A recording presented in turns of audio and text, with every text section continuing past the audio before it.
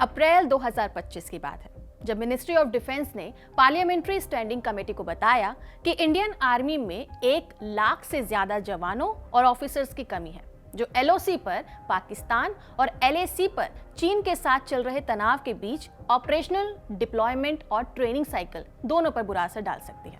अप्रैल से नवंबर तक आते आते ये नंबर अब बढ़कर 1.5 लाख तक पहुंच गया है। इसका मतलब साफ है कि एक इन्फेंट्री बटालियन जिसमें 800 से 900 जवान होने चाहिए, वहां सिर्फ 650 से लेकर 700 जवानों के साथ ही काम चलाना पड़ रहा है। वहीं फॉरवर्ड एरिया में जवानों की लीव कैंसिल करके डबल शिफ्ट लगानी पड़ रही है। अगर समय रहते इस कमी को नहीं भरा गया तो तैनाती और ट्रेनिंग दोनों पर असर पड़ेगा, और यही वजह है कि सरकार अब इस समस्या का हल खोजने लगी है। द इंडियन एक्सप्रेस ने सूत्रों के हवाले से खबर दी है कि सेना अग्निवीर भर्ती को 45 से 50 हजार से बढ़ाकर हर साल 1 लाख से ऊपर ले जाने की तैयारी कर रही है, ताकि पिछले सालों से बने इस गैप को भरा जा सके। लेकिन सवाल यह है कि आखिर ये कमी आई कैसे, और इतनी बड़ी संख्या में अग्निवीर लाकर क्या हम अपनी सेना को वाकई में मजबूत बना पाएंगे या फिर कुछ और चुनौतियां ले आएंगे। नमस्कार, मेरा नाम है डिम्पिका और आप देख रहे हैं खबरगांव। आर्मी में एक रेगुलर सिस्टम फॉलो किया जाता है, जिसमें हर साल करीब 60,000 से लेकर 65,000 जवान रिटायरमेंट लेते हैं और उनकी जगह नए जवान इंडक्शन के जरिए आते हैं, ताकि हर बटालियन और यूनिट अपनी फुल स्ट्रेंथ के साथ काम कर सके। इस प्रोसेस को सही ढंग से मेंटेन करने के लिए साल भर में रिक्रूटमेंट रैलीज और सिलेक्शन ड्राइव्स होती रहती है। आर्मी में सारे जवान सिर्फ एक ही तरह का काम नहीं करते, बल्कि ऑफिसर्स और सोल्जर्स अलग अलग अंग में भर्ती होते हैं और हर अंग की अपनी जिम्मेदारी और स्किल्स रिक्वायरमेंट होती है। जैसे इन्फेंट्री में वो जवान होते हैं जो फ्रंट लाइन पर लड़ते हैं, यानी सीमाओं पर तैनात रहना और सीधे लड़ाई में हिस्सा लेना होता है। इसके अलावा टेक्निकल ट्रेड्स में वो जवान आते हैं जो machine, communication system, radar, electronics और व्हीकल्स जैसे तकनीकी चीजों को हैंडल करते हैं। इनके बिना मॉडर्न आर्मी का काम सही तरीके से नहीं चल सकता। आर्टिलरी के जवान तोपखाने को ऑपरेट करते हैं। इसी तरह सिग्नल्स का काम है आर्मी के हर अंग को कांटेक्ट में रखना।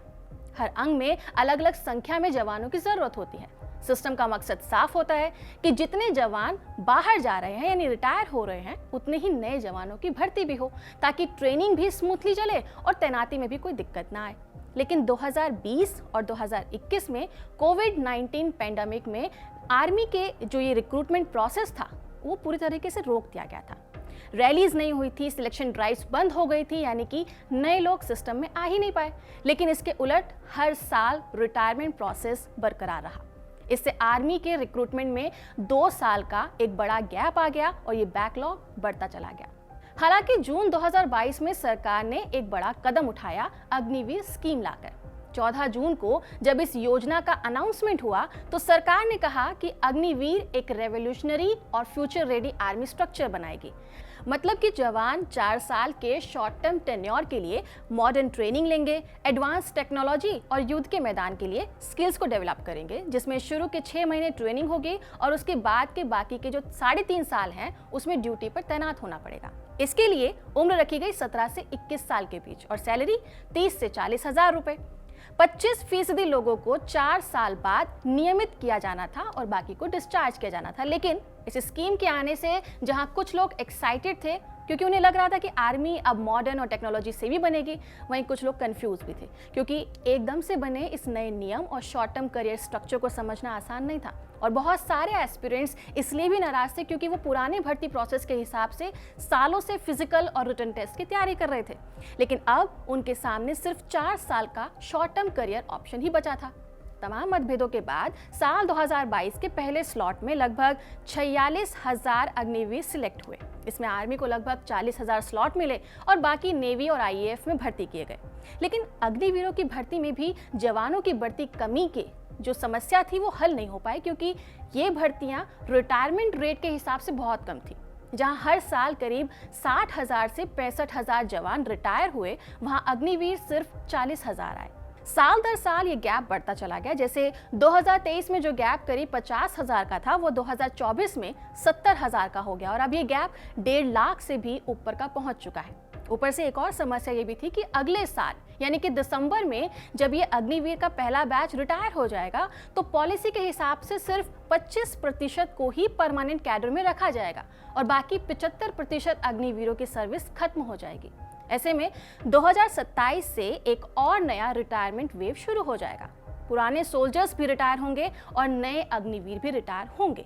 इससे गैप डबल हो सकता है। इसलिए आर्मी ने एक फैसला और लिया, अग्निवीर भर्ती को बढ़ाया जाए जिसमें हर साल 1 लाख से ज्यादा जवानों को सिलेक्ट किया जाए। लेकिन सवाल यह आता है कि क्या आर्मी का ट्रेनिंग इंफ्रास्ट्रक्चर इतनी बड़ी संख्या में जवानों को संभाल पाने के लिए तैयार है? अभी आर्मी के पास 59 रेजिमेंट ट्रेनिंग सेंटर्स है जिसमें से आरटीसी, मराठा, डोगरा ये सब फेमस है और हर सेंटर की अपनी कैपेसिटी पहले से ही फिक्स्ड होती है। ऊपर से अग्निवीर की ट्रेनिंग में सिर्फ फिजिकल फिटनेस और बेसिक ड्रिल नहीं होती है, हाईटेक मॉड्यूल्स हैं, बैटलफील्ड गेम्स हैं, मॉडर्न राइफल्स की हैंडलिंग है, साइबर सिक्योरिटी है, अवेयरनेस है, ड्रोन्स और टेक्टिकल कम्युनिकेशन स्किल्स भी शामिल है। तो अगर 1 लाख अग्निवीरों की भर्ती होगी तो ट्रेनिंग इंफ्रास्ट्रक्चर को सबसे बड़ा लोड यही फेस करना पड़ेगा।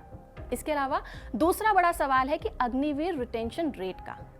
अभी पॉलिसी कहती है कि सिर्फ 25% को परमानेंट किया जाएगा, लेकिन द इंडियन एक्सप्रेस की रिपोर्ट के मुताबिक सरकार के नए प्रपोजल में ये रिटायरमेंट या फिर ये रिटेंशन रेट 50 से 75% तक बढ़ाई जा सकती है, खासकर टेक्निकल, ट्रेड और स्किल्ड रोल्स में।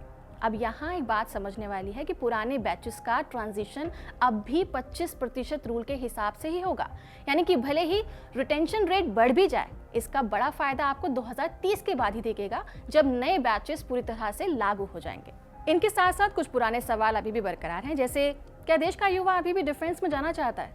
2022 में जब ये स्कीम शुरू हुई थी तब देश भर में प्रोटेस्ट हुए थे।